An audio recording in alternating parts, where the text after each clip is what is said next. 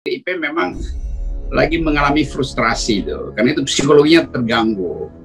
Dan Demokrat justru lagi euforia karena sejak Muldoko bikin panggung, justru panggung itu dipakai oleh AHY, sekarang dipakai oleh SBY, dipakai oleh Andi Arief, dipakai oleh Rahlana Siddiq. Jadi betul terpancing, dan pancingan itu berakibat. Jadi kalau pemilu sekarang itu pasti Demokrat jauh di atas PDIP itu. Kalau pemilu sekarang tuh. Oh, tunggu dulu. Itu kan membutuhkan sebuah riset yang bisa mengungkapkan apa yang Anda katakan. Tentu ada pertimbangan, mereka ada pertimbangan ke negara dan seterusnya. Tapi saya mau melihat bahwa demokrasi itu memang harus ada posisi check and balances. Ada penyakit yang sering menghinggapi para politisi, yaitu mengedepankan ego kita masing-masing. Oleh karena itulah saya terus belajar dan menyempurnakan kepribadian saya dari hari ke hari untuk tidak dihinggapi oleh penyakit itu. Lagi pula, tidakkah kita tahu bahwa apabila kepentingan bangsa dan negara itu harus kita wujudkan, maka kepentingan lain menjadi nomor sekian, termasuk loyalitas dan kepentingan partai politik. Tidakkah kita ingat, loyalty to my party ends when loyalty to my country begins.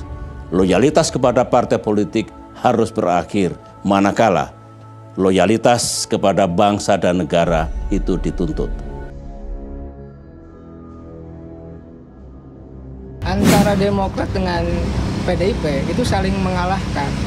Mereka tidak mau saling rugi dan tidak mau juga kalah. Nah, ini imbas apa?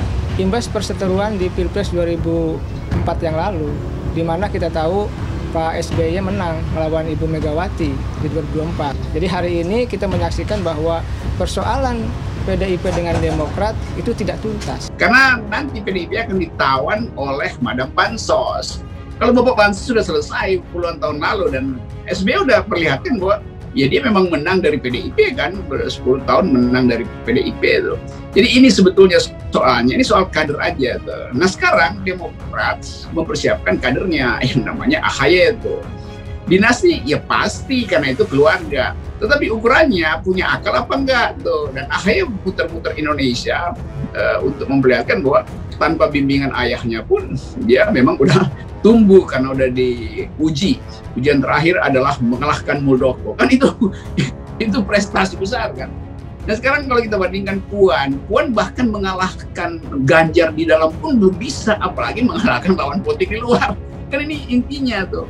Jadi psikologi itu yang kena di psikologi yang bolong itu mau ditempel oleh Hasto. Jadi Hasto mau cek kemana-mana. Tapi orang lihat, oke, AHY udah ngalahin Muldoko. Puan ngalahin siapa? Ngalahin internal aja nggak bisa. Jadi percuma sebetulnya di PDIP negakin benang basah. Saya bikin analisis aja tuh untuk sambil membantu PDIP supaya perkuat teori di dalam, yaitu ideologisasi. Kalau ideologinya kuat, kader apapun pasti tanggung ngelawan di luar. Nah sekarang kaderisasinya justru gagal, karena itu Ganjar keluar dari PDIP.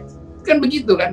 Kalau kaderisasi bagus ya Ganjar tetap nongkrong di PDIP, nunggu perintah ketua umum. Sekarang Ganjar lakukan paralel politik dengan mengusung ide dirinya sendiri.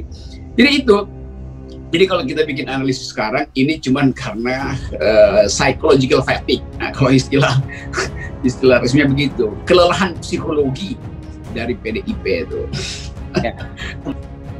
Ya, dia punya 2 jabatan formil sebagai ketua partai dan sebagai speaker dari parlemen. Kan itu bisa dimanfaatkan. Jadi bayangin kalau Ganjar speaker dari parlemen, ketua DPR, udah jadi presiden dia sekarang, atau AHY udah jadi. Jadi problem internal PDIP yang nggak mampu mengkader kadernya sendiri untuk tumbuh secara otentik. Kan kemarin saya terangkan, itu protokoler pada Puan itu terlalu banyak, sehingga lapisan-lapisan aturan. Jadi Mbak Puan sendiri juga jadi canggung kan. Saya ingin Mbak Puan itu, bagaimanapun kita ingin ada perempuan yang masuk dalam panggung politik dan jadi otentik. Dulu saya katakan, saya bertahun-tahun, mungkin 3-4 tahun mengajar di Megawati Institute. Jadi saya juga membantu PDIP dari dulu tuh. untuk melahirkan kader tuh. Saya terangin pikiran bapak bangsa, ibu bangsa, terangkan versi-versi ideologi kiri sampai kanan. Bahkan saya terangkan hubungan politik dan perempuan, feminisme, point of view itu. Jadi saya bukan orang luar dari PDIP, saya terlibat di dalam kaderisasi PDIP. Jadi jangan omelin saya tuh, karena saya pernah bernyumbang pada PDIP itu di Megawati Institute di Jalan Proklamasi itu saya ngajar di situ. Ya. Karena orang bilang ngapain lu ngajar di PDIP? Saya bilang enggak, saya mau ngajar kader karena saya ingin ada pemimpin tumbuh dengan pikiran. Kan itu aja. Yang sekarang kan menganggap gue sinis pada PDIP, enggak lah, gue ngajar kok buat teman-teman kader PDIP.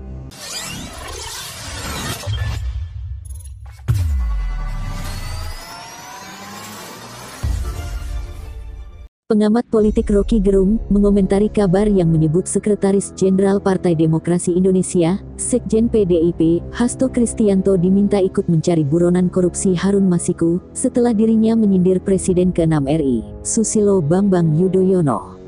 Rocky Gerung menyebut PDIP tengah mengalami frustasi sehingga kader partainya sampai menyinggung petinggi Partai Demokrat tersebut. Mengomentari sindiran Hasto, Rocky Gerung mengungkit prahara Muldoko dan Partai Demokrat yang sempat ribut belum lama ini karena adanya aksi perebutan kekuasaan. Hal tersebut diuraikan oleh Rocky Gerung dalam video berjudul Jokowi Petugas Partai PDIP yang diasuh oligarki yang disiarkan melalui kanal YouTube miliknya. Rocky Gerung membandingkan kondisi antara Partai Demokrat dengan PDIP menurut pandangannya yang kini tampaknya bertolak belakang. Dia menyebut sejak polemik Muldoko, PDIP malah mengalami frustasi, sementara Partai Demokrat tampak euforia. Kesan saya PDIP sedang mengalami frustasi karena psikologi terganggu dan Demokrat justru lagi euforia karena sejak Muldoko bikin panggung, justru panggung malah dipakai SBY, Agus Harimurti Yudhoyono, Andi Arief, Rahlan Nasidik.